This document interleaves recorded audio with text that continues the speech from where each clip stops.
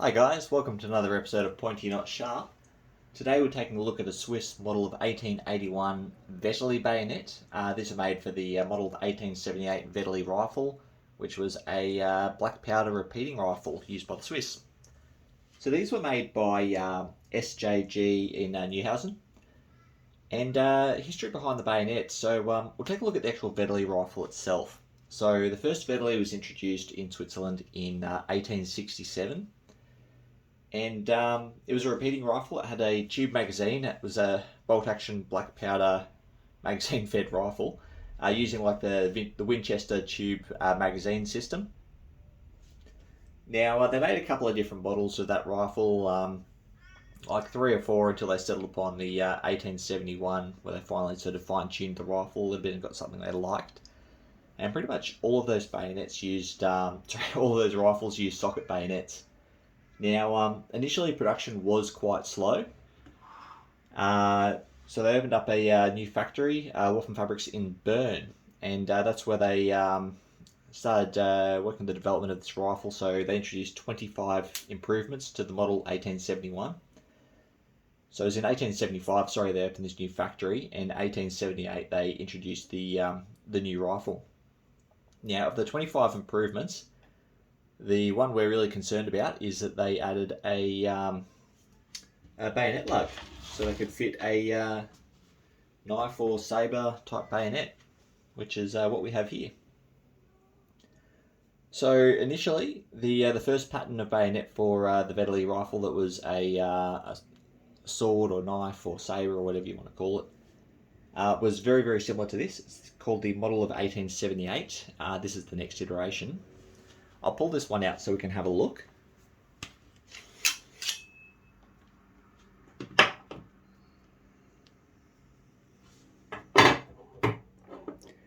So as you can see, we've got a very, very long blade with a sawback. I'll go through the construction shortly. It's an absolutely giant blade. I've got a STG 57 bayonet here for comparison of size. So you can see just how big that is. I think it's like a 15.5-inch blade or something like that.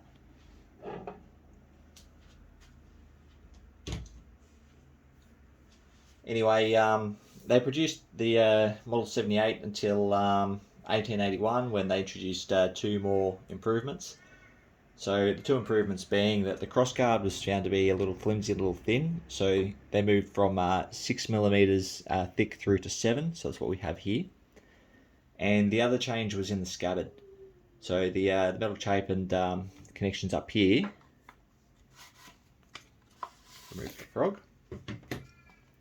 Initially, they were connected by wire, but now we have 2 rivets. That's the second change.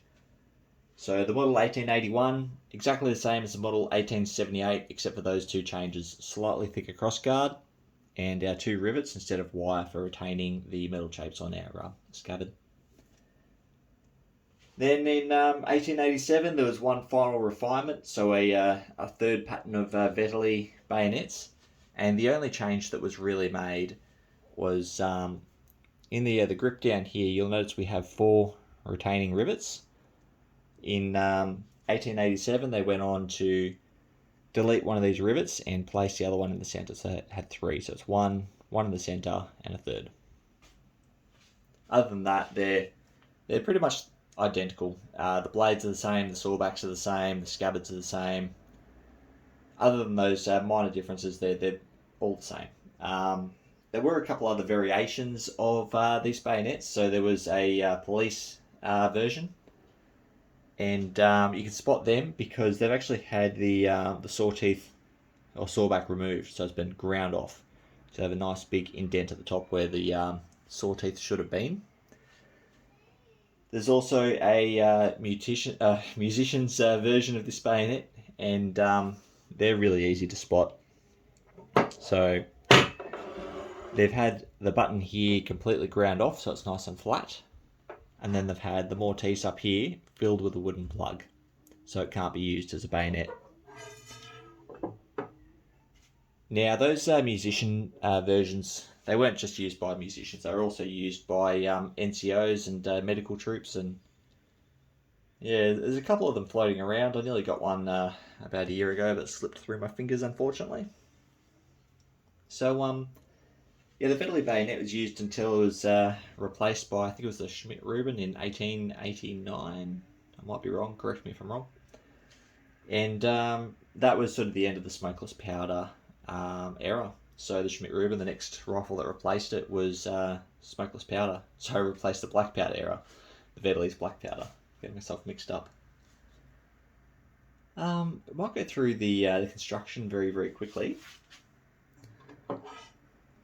So we've got a very, very long blade, as previously discussed, that finishes in a spear point tip. Bit of a false edge leading to the saw teeth here.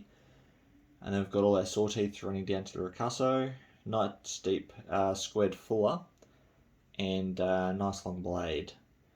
Then on the reverse of the blade, we don't have a fuller on this side, only one side. Same as the other similar blades, like the model 1914, the 1906. They're all the same, they only have the fuller on the one side of the blade, which is quite interesting to look at.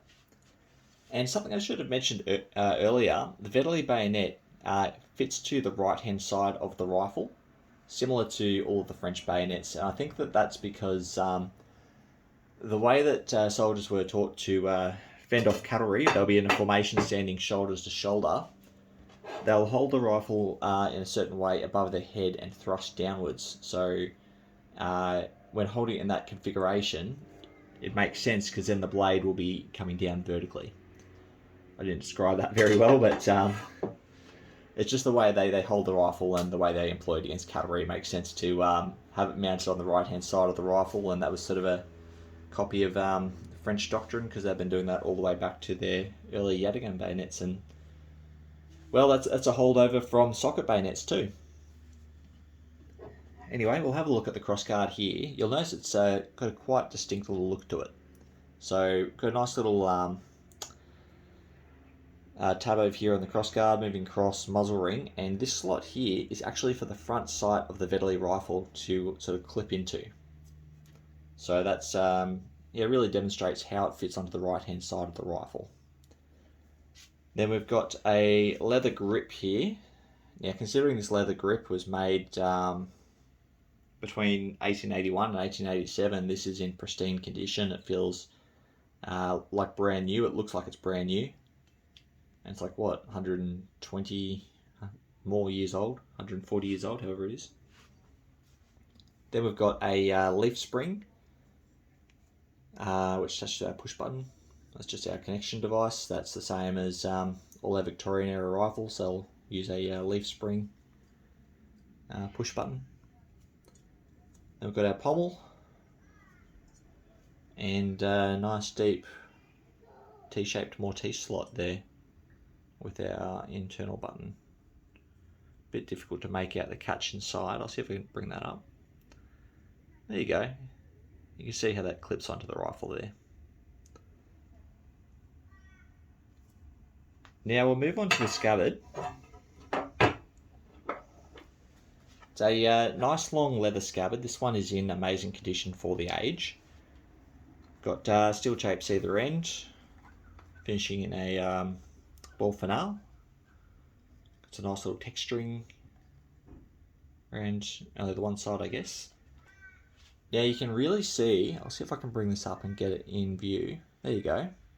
You can really see how they've connected this together. So it's one stamped piece of steel which they've bent around and just sort of soldered together. You can see that little coppery, goldy coloured solder in there.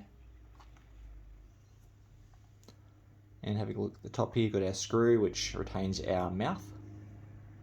Two rivets on one side, one on the other.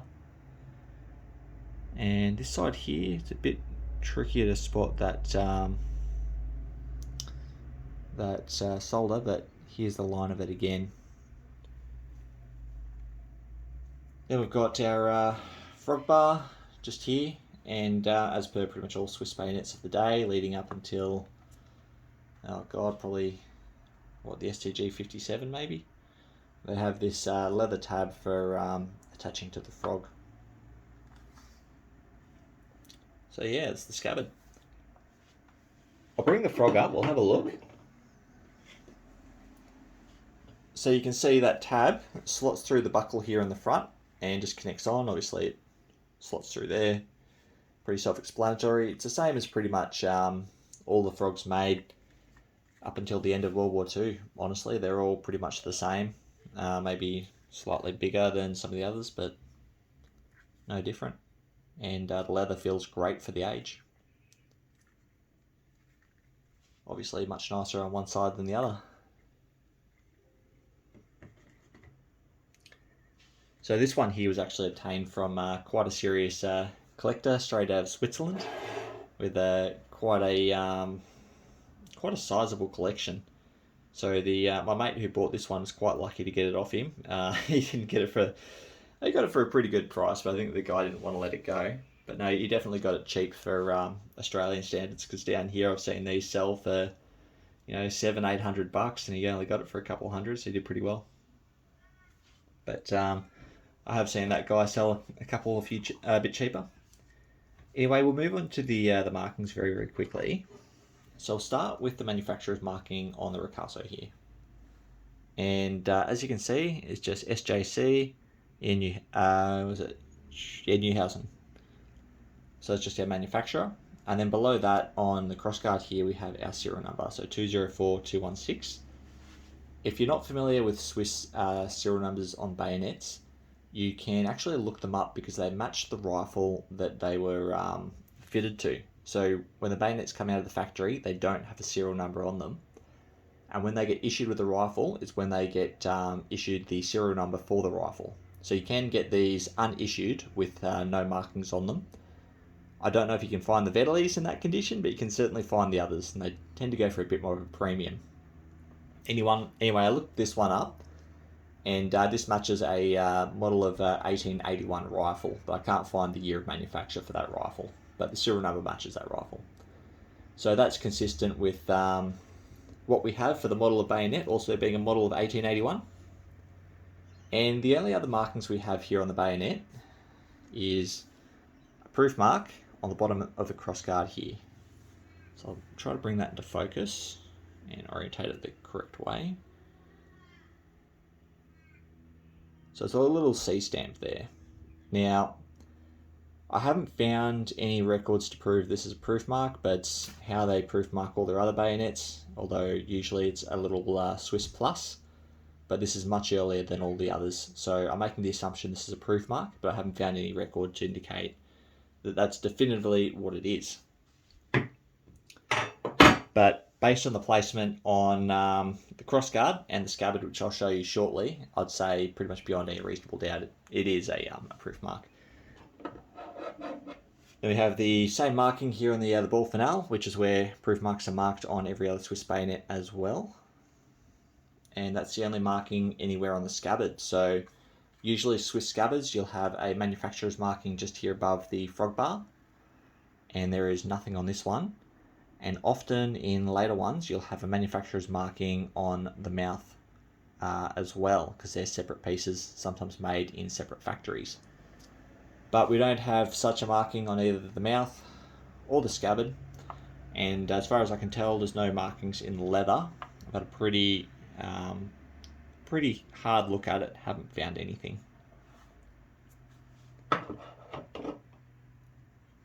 Now, taking a look at the frog here, we do have manufacturer's marking on the frog. So what we've got is down here, focus please, it says J. Holleregger Teufen. So Teufen is a town or a small city in Switzerland. And the top, the J. Holleregger is the manufacturer. So generally with these Swiss frogs, they're all sort of marked the same. You'll have the manufacturer at the top, place of manufacture at the bottom, and often you might have a year of manufacture in the middle. Not the case with this one. Later frogs, you'll find this marking within an oval rather than a rectangle. And in later frogs, not the case with this one. You'll also have a proof mark up here where my finger is, but no other markings on this really, really early frog.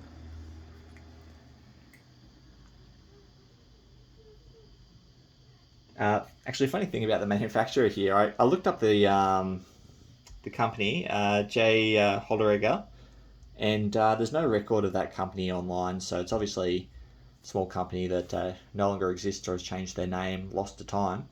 But I was able to find a soccer player with that name, so yeah, a Swiss soccer player. Must be a common name in Switzerland. I don't know. Anyway, this bayonet went on to inspire a couple of others.